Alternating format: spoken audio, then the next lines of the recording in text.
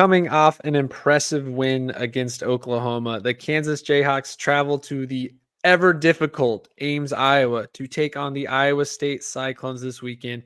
And on the KC Sports Authority podcast, we are going to preview this episode for you and talk about KU's chances of continuing on to 7-2. Hey, what's good, y'all? It's your boy JD6 here with my man. Shout out to KC Sports Authority. Make sure y'all go check that podcast out, man. You heard the man.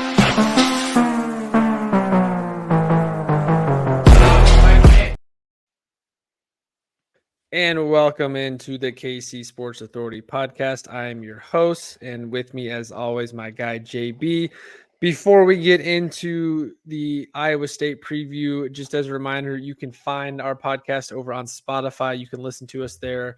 You could watch us over here on YouTube, of course, and we hope that you're hitting that subscribe button. So if you haven't, just do it right now. It'll take you half a second. Go ahead and hit that subscribe button. We appreciate it. Also, you can hit us up on Twitter, Facebook, Instagram, and TikTok at KCSA Pod.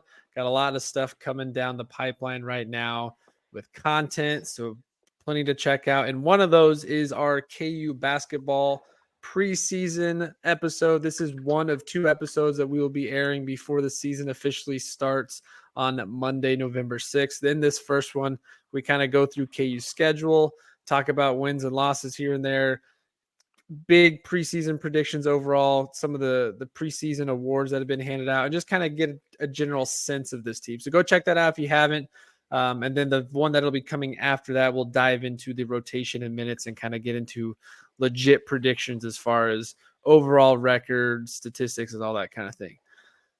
But as I said, KU football is heading to Ames, Iowa this weekend to take on the Iowa State Cyclones, and we're going to get into our preview.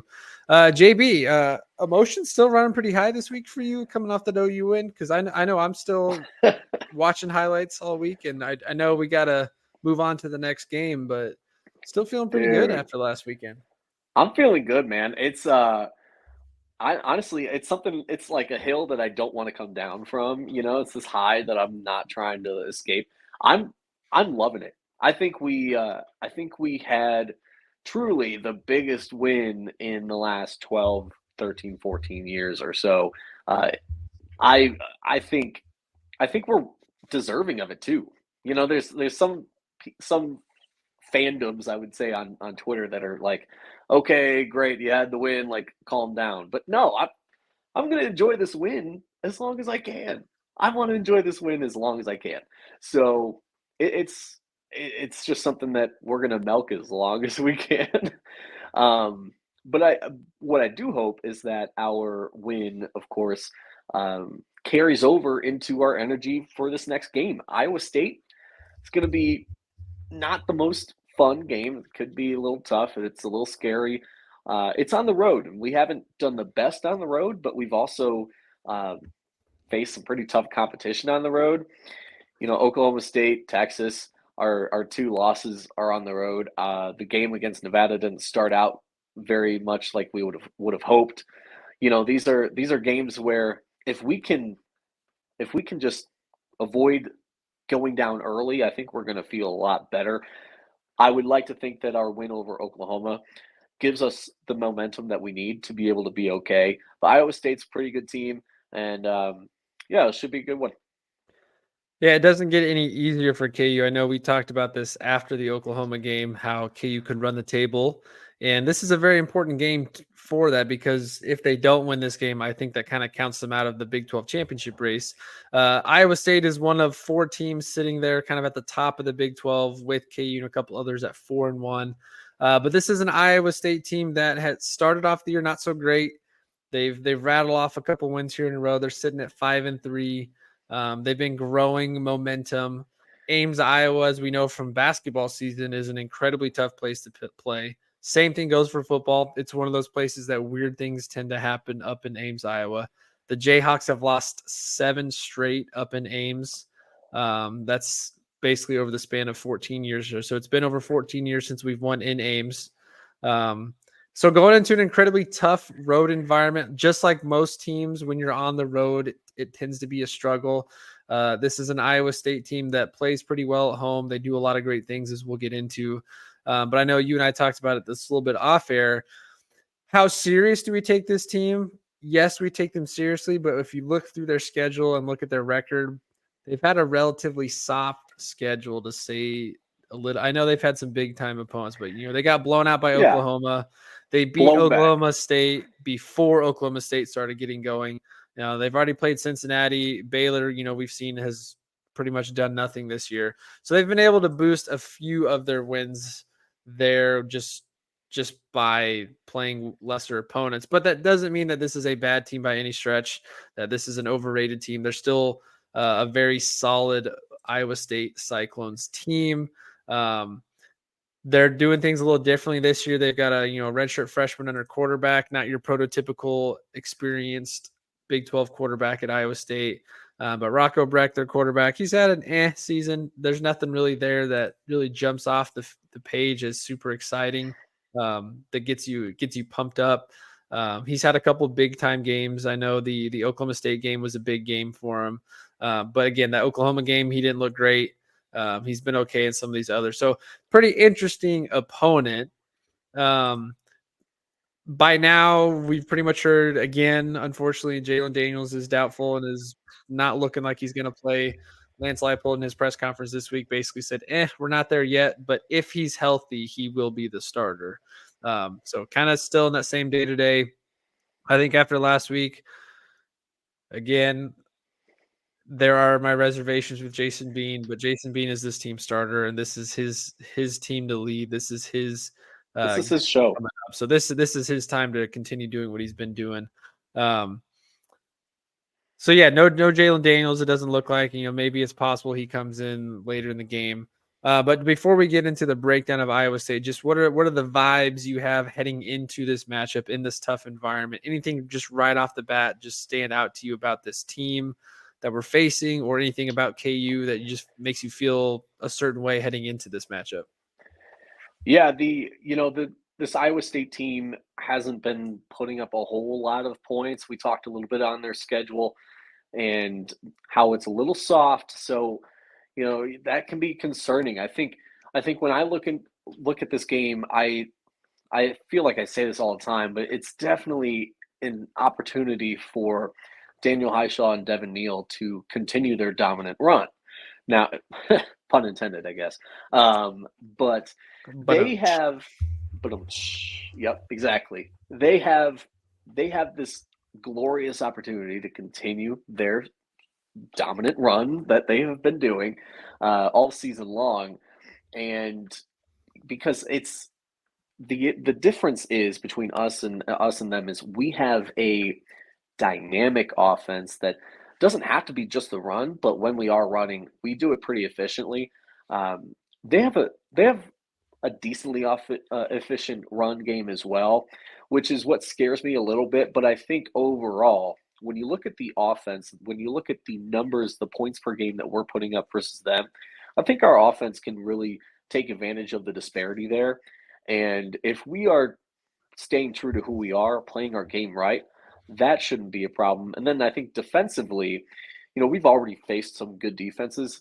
Theirs is pretty good too. But I think defensively, if we just keep the pace that we want to keep, their good defense is not going to be enough to stop our offense. I think it's our offense versus their defense at the end of the day.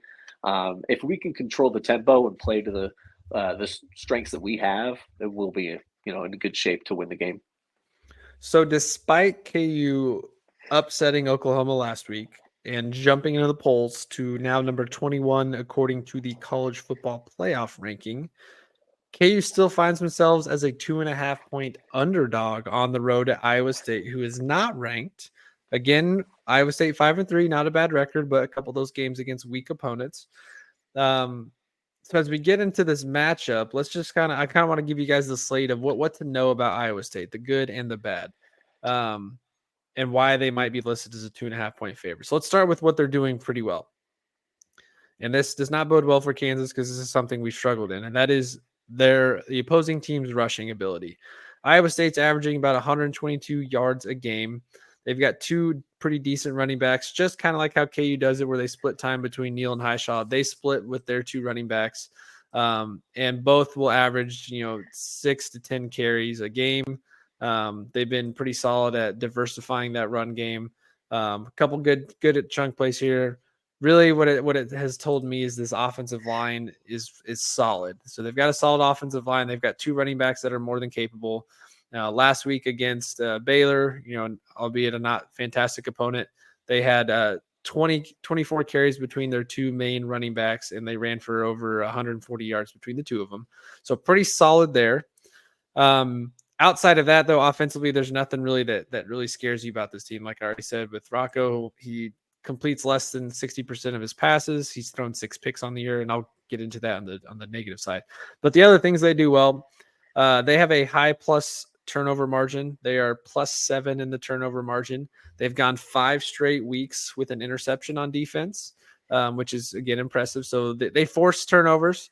That gives their offense more possessions and takes possessions away from the opposing team, of course. And then the last thing I'll mention on the offense, their offensive line, while also being good at the run game, they've only given up 5 sacks on the year. So pretty solid there. But you flip to the other side. Let's go to what's bad. This is not an offense that's going to blow you away. They average less than 24 points a game. They have, if I'm going through, let me go back through their schedule here and tally it up as I'm talking. Iowa State's not a team that's going to just put up big numbers on you. Not that they even have to either, because their defense has been pretty solid.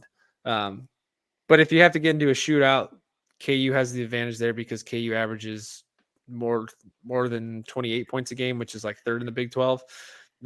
Iowa State has 4 games of 30 or more, and then a couple of less than 20. So I'm sorry, I said that backwards. They have 1, 2, 3, 4 games of 30 points. Every other game has been 27 or less, with most of them being less than 20. So they're not going to do anything crazy to score the ball on you in that manner. Their passing game's pretty weak. Again, this is a team that runs the ball more effectively than they do passing. They only throw for about 215 yards a game. And honestly, as I'm going through statistics on that, a couple of those games, they had big chunk plays. One game, I think it was the Oklahoma game, actually, half of their passing games, so about 110 yards, came on 2 plays. So maybe there's some big playability there, but I think in reality, it tells me that they're not going to be a huge passing team that we have to worry too much about there. And then the other thing, again, with their quarterback, because he's not super efficient, only completes 60% of his passes and has had several games where he's been well below 60%. He's also thrown for 6 picks on the year, which is not great. So his touchdown to interception ratio is 13-6, pretty average, subpar there. So that's kind of a quick overview of Iowa State. Yet they're still a 2.5-point favorite at home. Again, Ames, Iowa is a funky place. Iowa State on the year, they did lose to Iowa at home early, but they beat Oklahoma State at home. They beat TCU at home. They've actually played more away games than they have. No, they've got four home games. They're 3-1 at home. In those games, this has been their best offensive games, honestly, on the year. They've scored. So 4 of their 5 wins are at, let's see, four of their 5 wins have been scoring 27 points or more. So if they get to 27, they're more likely to win the game. Of course, we know KU's defense is capable of slowing down enough, and KU's offense is more than capable of putting up more than 28. So there's not a lot that scares me about this team, but they are good at home. This is going to be a sellout. It's homecoming weekend for Iowa State. The fans are going to be excited. The crowd energy is going to be there. And like in Hilton Coliseum, there's just weird things that happen in Ames, Iowa. So I have some worry there. But JB, as we get into the matchups here, I know you already talked about it. What does KU do well? They run the ball very well. We do. Iowa State defensively, though, they rank 3rd in the Big 12 in rush defense. They are averaging. They've only had 2 games on the year where the opposing team has gone over 150 rushing yards, and KU has pretty much consistently been going above that. So I thought that was kind of a thing of note.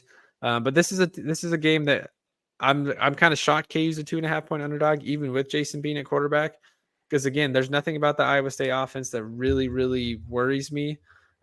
If we can slow down the run some and force their quarterback to win with his arm, I think we actually stand a pretty good chance. But what are some thoughts you have on the game specifically as far as matchups? I've got a couple more I'll give you here in a minute, but just take me through KU's kind of key to victory here. What are the things that need to go well? Yeah, the passing game for us needs to be in our arsenal. I think we gotta take that out of the holster and just run with it, because it's one thing when you have this identity like Kansas, where you have two phenomenal running backs, but it's a little scary because teams can kind of they can kind of look at you and prepare for that kind of an attack. I think Jason Bean has been doing a better job in the last couple games of finding his identity in the passing game as well. We know that he's made some bad reads, but we can't talk bad about Jason Bean. If you remember this from the last time, we can't talk bad about Jason Bean anymore. He just beat Oklahoma.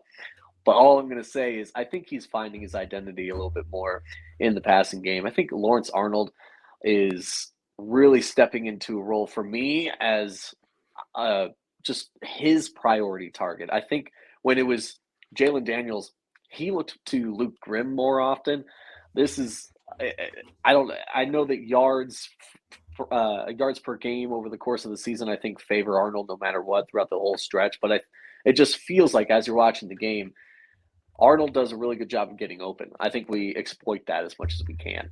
I think we're due for another big game in terms of our defense. I think one of the things that, if you can kind of combine it with Iowa State's tendency to turn the ball over, we got to pick up on that. And I didn't exactly call it when I said that we needed Melo Dotson or Kobe Bryant to have a good pick against Oklahoma, but I'm going to call this. I'm going to call a pick six by Kobe Bryant. I know it's not some earth-shattering call, but Kobe Bryant will get a pick six in the third quarter. I'm trying to get real specific. All right. In the third quarter, when Iowa State tries to make a little run, and it will be at that point that we never look back. I think we will win this game. We can talk about predictions in a second, but yeah, I think it's going to come down to Kobe Bryant just showing what he's got, showing why he's got the preseason accolades that he does, and setting the tone for our defense. And if we can have a big breakout game from Lawrence Arnold, big breakout game for Kobe Bryant, and continue to do our job on the run as well with Devin Neal and Daniel Highshaw, I think we'll be in a good spot. If Kobe gets a pick six, I won't be surprised, but I'll be really impressed, because in the last couple of weeks, he's only had the ball thrown his way like 5 times in the last 2 games. It's something ridiculous like that, like 5 or 6 times in the last 2 games. So teams are ignoring him, and they've been picking on Dotson, and Dotson's done fairly well. I do feel really good. Yeah, I really do feel good about the defense this week too. I think even though it's going to be an exciting environment, I think KU is amped up enough still coming off this victory that they're going to be engaged in this. I think Leipold's going to have the team focused. We saw how impactful the defense can be when it forces turnovers, and how that led to a Kansas victory last week. So I feel pretty good about defense getting in there. I think a pick is definitely pretty likely. It's on the table. I also think third quarter, that would be a good turning point. I think Austin Booker and Jeremy Robinson are going to have a big game too. Austin Booker hasn't been stopped. Like, I know Iowa State doesn't give up much for sacks, but Austin Booker hasn't been stopped yet. So I think if we get in the backfield and we wreak havoc, I am worried about the run game a little bit. That's kind of been our weak area. But I think for me, the biggest thing I'm looking at is get them in third and long situations. If we can, again, 35% on third down is Iowa State's conversion percent. That's terrible. That is awful. That's 1 every 3 or 4 times. So that's not that great. Get them in third and long, force them to have to throw the ball, let their quarterback make mistakes and turn the ball over. Then on the flip side, again, I know Iowa State's a little bit better defensively than some other teams. KU has shown that they can still run the ball effectively on anybody. They have an incredibly unique, creative play calling, different lineups and matchups that they look to exploit. We saw a lot of the Wildcat this last week, and that was super effective. So yeah, lock it in again. Highshaw and Neal over 150 combined yards. That's pretty much inevitable. And I'll mention it here again in my picks here at the end of this. But Highshaw and Devin Neal anytime touchdown parlay. Cash that in, baby. They've done it 6 of the 8 games this year already where they've both scored a touchdown. So it's not up yet on FanDuel as of the time of this recording, but I'm sure it'll still be plus money. But yeah, this is a game KU should still be able to move the ball down the field. I think Bean's getting more comfortable and more confident. Are we still going to see that Bean lack of awareness pop up? It's probably going to pop up. It's just you get the swinging pendulum with him. I've said it before, the up and down seesaw. But there's enough there that I think he's more than capable. He's proven he's more than capable. If he can just lock in and focus and get better at reading the defense, I think he's going to continue to improve. And I would still take him as the better quarterback in this matchup. So usually the team with the better quarterback is also the team that wins. So I guess that's kind of the preview right there. Let's get into actual predictions here. And then I'll throw out a couple bets here. Do you want to do predictions first? Do you want to go statistics, touchdown? What do you want to throw out? I'll just say my prediction. I'm looking at 34-28 Kansas. 6-point game. I like that. 6-point game. Yeah. KU against the right there. It tells you if you think KU has any chance of winning this game. They're plus money right now, plus 124, and they're a 2.5-point underdog. So clearly, you could either take the plus money or take them to cover the spread and parlay that with something else to get plus money. I like that 34-28. I've thought about this throughout the day. I want to say the defense shows up a little bit better than what they have, because I don't trust the Iowa State offense to score enough. They just haven't proven to do that. I know they're at home, so I'm going to go more like 31-24, and KU wins by a touchdown. KU goes up a touchdown in the fourth quarter, and the defense gets a stop when they need to end it or to get the ball back, and we run the clock out. So I think both of us have the Hawks winning, which of course is no surprise. But it's also crucial if they want to continue on to a potential Big 12 championship appearance. Like we said in our last podcast, and if you haven't checked it out, go check out the Oklahoma recap because that was a lot of fun. So go relive that excitement with us. But if KU wins out, they're in a Big 12 championship appearance, in my opinion, and this game is absolutely crucial for that, just like the next 3 after that will be. Big-time matchup on the road. I think the offense is going to show out. Again, I'm taking my betting picks. Once it airs, Highshaw and Neal parlay anytime touchdown. I'm sure it's going to be anywhere between plus 130 and plus 250. Honestly, I wouldn't even mind parlaying that with the KU win. You might get like plus 600 there. I definitely love KU to cover the spread here. Even if they struggle, I think they keep it close. And maybe, if anything, Iowa State has to kick a field goal late. And I want to say that this is straight confidence and not just feeling the emotional high of beating Oklahoma. But I really do think that's a turning point for Jason Bean. I really, truly believe that he's won games for us, but he's never won a game like that, of that magnitude, where he was a direct result for the reason we win in that fourth quarter. So I think he's got a lot of momentum. I think they're going to be ramped up. I think the offensive play calling is going to be continue to improve, and I think we go get this done. I love it. I mean, that's about it. You got anything else you want to add on this game? Hey, we beat Oklahoma. We can beat them, guys. Stop freaking out. It's just Iowa State. That's why it's so weird to me that we're a 2.5-point underdog. Even again, I know KU's not as great on the road and Iowa State's good at home, but you just beat top 6 Oklahoma. Weather wasn't great and a lot of things went our way, but we still had to play in that game and take care of the ball, and KU did. So I feel good. Feel pretty good. 7-2. Here we come. Oh yeah, and show up, guys, because Ames is not that far away. So let's get some blue. It's a Saturday night game, so you got time to drive up there. It's going to be sold out, hostile environment, but there's time in the afternoon to drive up there. But all right, that'll do it for this one. Again, just a reminder, it's basketball season, so we've got a lot of basketball stuff coming your way. Again, we've got our season preview, and by the time you guys see this, you might see episode 2 of that either today or the following day. But KU basketball's back. Monday, November 6th for their official season opener against North Carolina A&T at home Monday night.